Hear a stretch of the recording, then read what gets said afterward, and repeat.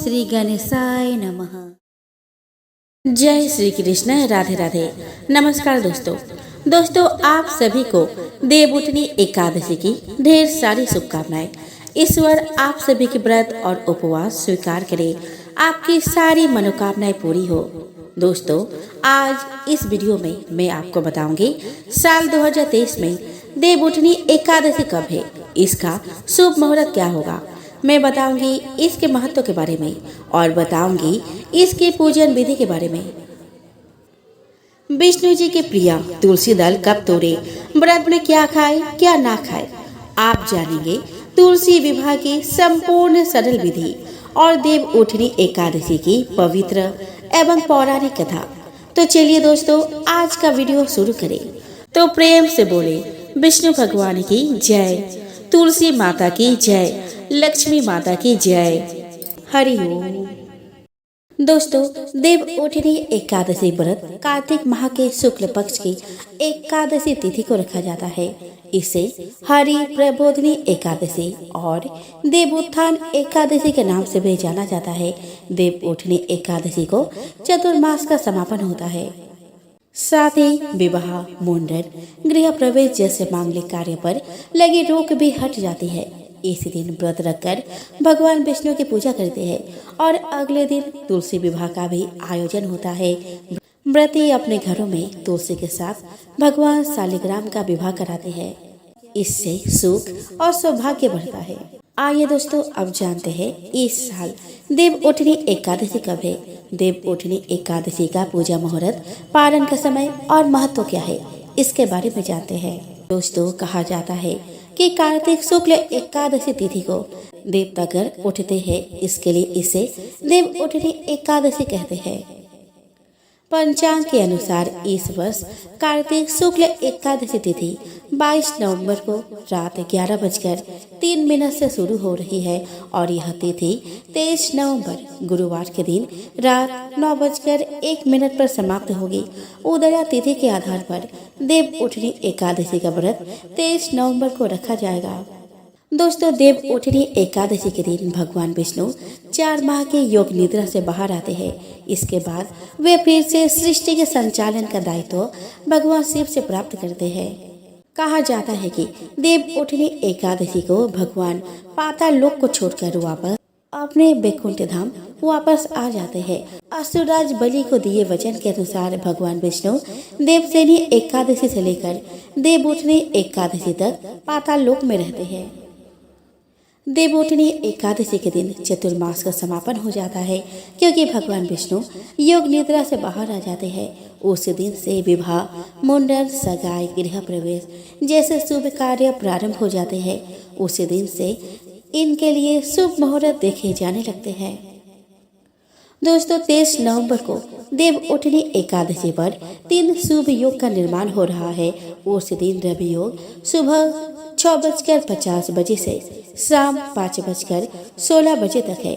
सर्वार्थ सिद्धि योग शाम 5:16 से अगले दिन सुबह 6:51 तक है।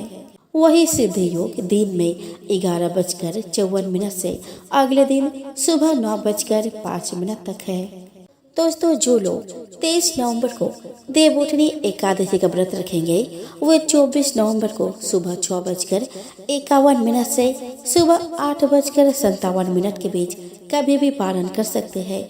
उस दिन पारण के लिए 2 घंटे से अधिक का समय प्राप्त होगा। 24 नवंबर को द्वादशी तिथि की समाप्ति शाम 7:06 पर होगी। दोस्तों, 23 नवंबर 2023 को सूर्योदय का समय रहेगा 6:49 AM पर और सूर्यास्त का समय रहेगा 5:36 PM पर। चंद्र उदय का समय रहेगा 2:51 PM पर और चंद्रास्त का समय रहेगा 24 नवंबर 3:29 AM पर। राहुकाल का समय रहेगा 1:33 PM से 2:54 PM तक। अभिजीत मुहूर्त का समय रहेगा 11:51 AM से 12:34 PM तक। अमृत काल का समय रहेगा 12:44 PM से 2:15 PM तक। ब्रह्मा मुहूर्त का समय रहेगा 5:13 AM से 6:01 AM तक। दोस्तों, हिंदू धर्म में देवउठनी एकादशी व्रत का विशेष महत्व बताया गया है। इस दिन भगवान विष्णु की पूजा करने का विधान है। वही इस बार यह एकादशी गुरुवार के दिन है, इसीलिए इस दिन का महत्व अधिक बढ़ जाता है। ऐसा कहा जाता है कि सृष्टि के पालनहार भगवान विष्णु 4 महीने के बाद विश्राम करके दोबारा जागते हैं और सृष्टि का संचालन करते हैं। इस दिन से सभी मांगलिक कार्यों की शुरुआत हो जाती है। दोस्तों, इस एकादशी के दिन की गई पूजा से कई गुना फल की प्राप्ति होती है और व्यक्ति को 1000 यज्ञों के बराबर पुण्य की प्राप्ति भी होती है। अब ऐसे में देवउठनी एकादशी के दिन किस विधि से पूजा करनी चाहिए, इसके बारे में विस्तार से जान लेते हैं। दोस्तों, देवउठनी एकादशी के दिन ब्रह्म मुहूर्त में स्नान कर ले। स्नान के बाद व्रत संकल्प ले। उसके बाद घर के आंगन में भगवान विष्णु के पैरों की आकृति अवश्य बनाए। ध्यान रहे कि उनके पैरों की आकृति अंदर की तरफ होनी चाहिए। एकादशी के दिन भगवान विष्णु के मंत्र और स्तोत्र का पाठ जरूर करना चाहिए। उसके बाद रात्रि में घर के साथ साथ चौखट पर दिए जलाए। संध्या के समय भगवान विष्णु समेत सभी देवी देवताओं की आरती करें। भगवान विष्णु को पीले मिठाई का भोग लगाए। पूजा संपन्न होने के बाद भगवान से माफी अवश्य मांगे। दोस्तों, देवउठनी एकादशी के दिन निर्जला व्रत रखें। अगर आप निर्जला व्रत नहीं रख सकते तो केवल पानी के ही व्रत रख सकते हैं। अगर यह व्रत कोई गर्भवती महिला, बीमार लोग रख रहे हैं तो फलाहार का पालन जरूर करें। एकादशी व्रत रखने के साथ मन और तन की शुद्धि करना बेहद जरूरी है। देवउठनी एकादशी के दिन किसी से भी झूठ नहीं बोलना चाहिए। इस दिन माँ तुलसी और भगवान विष्णु के विवाह में गन्ने का मंडप बनाया जाता है और इस दिन माँ लक्ष्मी और भगवान विष्णु की पूजा का विशेष महत्व होता है। इसी दिन से किसान गन्ने की नई फसल की कटाई का काम शुरू करते हैं। मौसम के बदलने के साथ ही लोग गुड़ का सेवन करने को बहुत लाभकारी मानते हैं। दरअसल गुड़ गन्ने के रस से बनाया जाता है, इसीलिए इस दिन गन्ने की पूजा का महत्व और भी बढ़ जाता है। गन्ने को मीठे का स्रोत माना जाता है। मान्यता है कि इस दिन गुड़ का सेवन करने से घर में सुख शांति और समृद्धि बनी रहती है। दोस्तों, हिंदू धर्म में एकादशी व्रत का काफी महत्व है। हर महीने में 2 एकादशी होती है, लेकिन दोनों के नियम एक ही होते हैं। हर महीने शुक्ल और कृष्ण पक्ष के 11वें दिन एकादशी तिथि आती है। इस दिन कई चीजों को खाने से परहेज किया जाता है। आइए दोस्तों, अब हम जानते हैं एकादशी व्रत में क्या खाए और क्या ना खाए। दोस्तों, एकादशी व्रत वालों को दशमी के दिन से ही तामसिक वस्तुओं का सेवन नहीं करना चाहिए। एकादशी व्रत के दिन किसी भी तरह के नशीले पदार्थ का सेवन नहीं करना चाहिए। दोस्तों, पारण के दिन सात्विक भोजन ही करें। मूली, बैंगन, मसूर दाल, लहसुन, प्याज भोजन को भूलकर भी नहीं खाना चाहिए। दोस्तों, इसके अलावा गाजर, जौ, बैंगन, सेमफली, सलजम, पालक, गोभी का सेवन भी नहीं करना चाहिए। एकादशी के दिन भूलकर भी चावल नहीं खाने चाहिए। एकादशी पर चावल खाने से पुण्य फल नष्ट हो जाते हैं।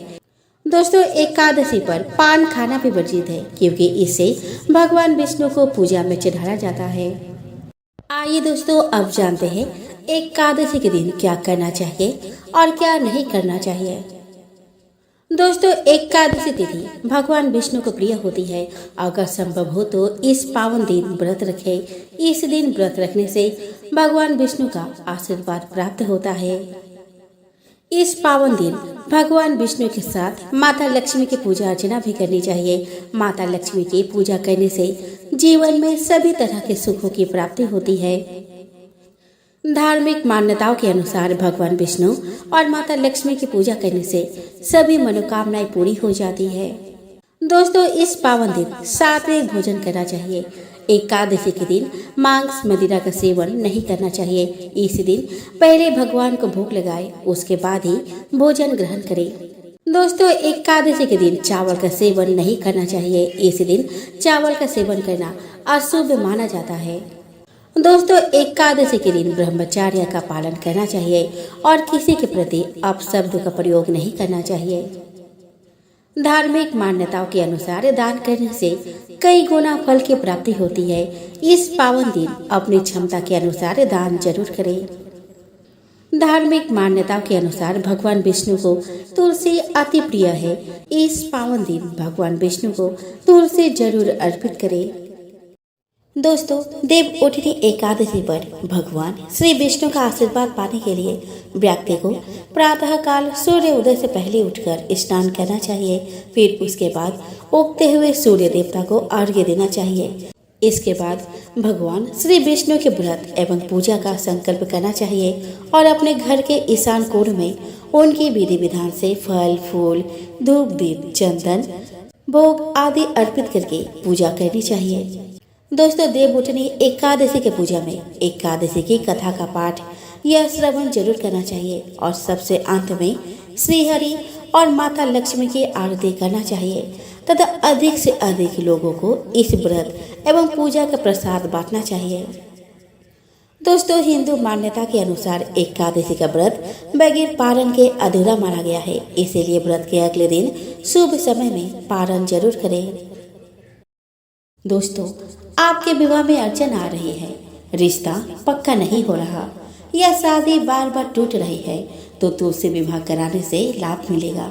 मान्यता है कि जिन दंपति को कन्या सुख नहीं मिलता है उन्हें जीवन में एक बार तुलसी विवाह कर तुलसी कन्यादान का भी पुण्य मिलता है। इतना ही नहीं, माता लक्ष्मी की कृपा पाने के लिए तुलसी विवाह का विशेष महत्व है। दोस्तों, तुलसी विवाह शाम को कराया जाता है। तुलसी के गमले पर गन्ने का मंडप बनाकर तुलसी पर लाल चुनरी सुहाग सामग्री चढ़ानी चाहिए। इसके बाद गमले में शालिग्राम जी को रखकर रस्में शुरू की जाती है।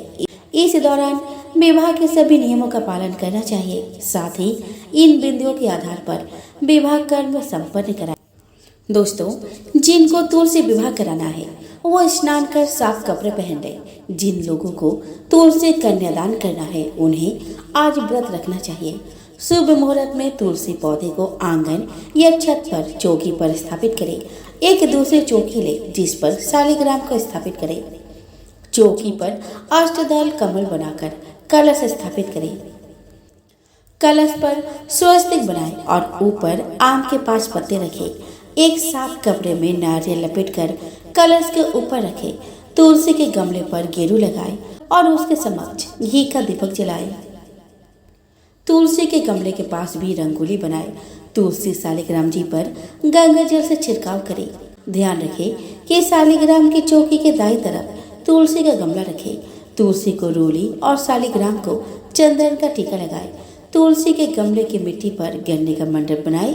उस पर सुहाग का प्रतीक लाल चुनरी चढ़ाएं। फिर तुलसी गमले को साड़ी लपेटकर चूड़ी पहनाकर दुल्हन की तरह श्रृंगार करें। शालिग्राम जी को पीले वस्त्र पहनाए। तुलसी शालिग्राम को हल्दी लगाए। पहले गणेश जी की पूजा कर तुलसी शालिग्राम को धूप दीप फूल वस्त्र माला अर्पित करें। तुलसी मंगलाष्टक का पाठ करें और हाथ में आसन समेत शालिग्राम जी को लेकर तुलसी जी की 7 बार परिक्रमा करें। भगवान विष्णु और तुलसी जी की आरती उतार कर भोग लगाए। आइए दोस्तों, अब हम देव उठनी एकादशी की पावन कथा का श्रवण करें। दोस्तों, एक राजा के राज्य में सभी लोग एकादशी का व्रत रखते थे। प्रजा तथा नौकर चाकर से लेकर पशुओं तक को एकादशी के दिन अन्न नहीं दिया जाता था। एक दिन किसी दूसरे राज्य का एक व्यक्ति राजा के पास आकर बोला कि महाराज, कृपया करके मुझे नौकरी पर रख ले। तब राजा ने उसके सामने एक शर्त रखी कि ठीक है, रख लेते हैं, किंतु रोज तो तुम्हें खाने को सब कुछ मिलेगा, पर एकादशी को अन्न नहीं मिलेगा। उस व्यक्ति ने उस रात हाँ कर ली, पर एकादशी के दिन जब उसे फलहार का सामान दिया गया तो वह राजा के सामने जाकर गिड़गिड़ाने लगा, महाराज, इससे मेरा पेट नहीं भरेगा, मैं भूखा ही मर जाऊंगा, मुझे अन्न दे दो। राजा ने उसे शर्त की बात याद दिलाई, पर वह अन्न छोड़ने को राजी नहीं हुआ। तब राजा ने उसे आटा दाल चावल आदि दिए। वह नित्य की तरह नदी पर पहुंचा और स्नान कर भोजन पकाने लगा। जब भोजन बन गया तो वह भगवान को बुलाने लगा कि आओ भगवान, भोजन तैयार है। उसके बुलाने पर पीताम्बर धारण किए भगवान चतुर्भुज रूप में आ पहुंचे और प्रेम से उसके साथ भोजन करने लगे। भोजन आदि करके भगवान अंतर्ध्यान हो गए तथा वो अपने काम पर चला गया। 15 दिन बाद अगली एकादशी को वह राजा से कहने लगा कि महाराज, मुझे 2 गुना सामान दीजिए। उस दिन तो मैं भूखा ही रह गया। राजा ने कारण पूछा तो उसने बताया कि हमारे साथ भगवान भी खाते हैं, इसलिए हम दोनों के लिए ये सामान पूरा नहीं होता। यह सुनकर राजा को बड़ा आश्चर्य हुआ। वह बोला कि मैं नहीं मान सकता कि भगवान तुम्हारे साथ खाते हैं। मैं तो इतना व्रत रखता हूँ, पूजा करता हूँ, पर भगवान ने मुझे कभी दर्शन नहीं दिए। राजा की बात सुनकर वह बोला कि महाराज, यदि विश्वास ना हो तो साथ चल कर देख ले। राजा एक पेड़ के पीछे छिपकर बैठ गए। उस व्यक्ति ने भोजन बनाया तथा भगवान को शाम तक पुकारता रहा, परंतु भगवान न आए। अंत में उसने कहा कि हे भगवान, यदि आप नहीं आए तो मैं नदी में कूदकर प्राण त्याग दूंगा। लेकिन भगवान नहीं आए। तब वह प्राण त्यागने के उद्देश्य से नदी की तरफ बढ़ा। प्राण त्यागने का उसका दृढ़ इरादा जानकर शीघ्र ही भगवान ने प्रकट होकर उसे रोक लिया और साथ बैठकर भोजन करने लगे। खा पी कर वे उसे अपने विमान में बैठाकर अपने धाम को ले गए। यह देखकर राजा ने सोचा कि व्रत उपवास से तब तक कोई फायदा नहीं होता जब तक मन शुद्ध न हो। इससे राजा को ज्ञान मिला और वह भी मन से व्रत उपवास करने लगा और अंत में स्वर्ग को प्राप्त हुआ। एक राजा था, उसके राज्य में प्रजा सुखी थी। एकादशी को कोई भी अन्न नहीं बेचता था, सभी फलाहार करते थे। एक बार भगवान ने राजा की परीक्षा लेनी चाहिए। भगवान ने एक सुंदरी का रूप धारण किया तथा सड़क पर बैठ गए। तभी राजा उधर से निकला और सुंदरी को देखकर चकित रह गया। उसने पूछा कि हे सुंदरी, तुम कौन हो और इस तरह यहाँ क्यों बैठी हो? तब सुंदर स्त्री बने भगवान बोले कि मैं निराश्रिता हूँ, नगर में मेरा कोई जान पहचान नहीं है, किससे सहायता मांगो? राजा उसके रूप पर मोहित हो गया था। वह बोला, तुम मेरे महल में चलकर मेरी रानी बनकर रहो। सुंदरी बोली कि मैं तुम्हारी बात मानूंगी, पर तुम्हें राज्य का अधिकार मुझे सौंपना होगा। राज्य पर मेरा पूर्ण अधिकार होगा। मैं जो भी बनाऊंगी तुम्हें खाना होगा। राजा उसके रूप पर मोहित था, अतः उसके सभी शर्तें स्वीकार कर ली। अगले दिन एकादशी थी। रानी ने हुक्म दिया कि बाजारों में अन्य दिनों की तरह अन्न बेचा जाए। उसने घर में मांस, मछली आदि पकवाए और परोसकर राजा से खाने के लिए कहा। यह देखकर राजा बोला कि रानी, आज एकादशी है, मैं तो केवल फलाहार ही करूँगा। तब रानी ने शर्त की याद दिलाई और बोली, या तो खाना खाओ, नहीं तो मैं बड़े राजकुमार का सिर काट दूंगी। राजा ने अपनी स्थिति बड़ी रानी से कही तो बड़ी रानी बोली कि महाराज, धर्म ना छोड़े, बड़े राजकुमार का सिर दे दे। पुत्र तो फिर मिल जाएगा पर धर्म नहीं मिलेगा। इसी दौरान बड़ा राजकुमार खेल कर आ गया। माँ की आंखों में आंसू देखकर वह रोने का कारण पूछने लगा तो माँ ने उसे सारी स्थिति बता दी। तब वह बोला कि मैं सिर देने को तैयार हूँ, पिताजी की धर्म की रक्षा होगी और जरूर होगी। राजा दुखी मन से राजकुमार का सिर देने को तैयार हुआ तो रानी के रूप से भगवान विष्णु ने प्रकट होकर असली बात बताई कि राजन, तुम इस कठिन परीक्षा में पास हुए। भगवान ने प्रसन्न मन से राजा से वर मांगने को कहा तो राजा बोला, आपका दिया हुआ सब कुछ है, हमारा उद्धार करे। उसी समय वहाँ एक विमान उतरा। राजा ने अपना राज्य पुत्र को सौंप दिया और विमान में बैठकर परम धाम को चले गए।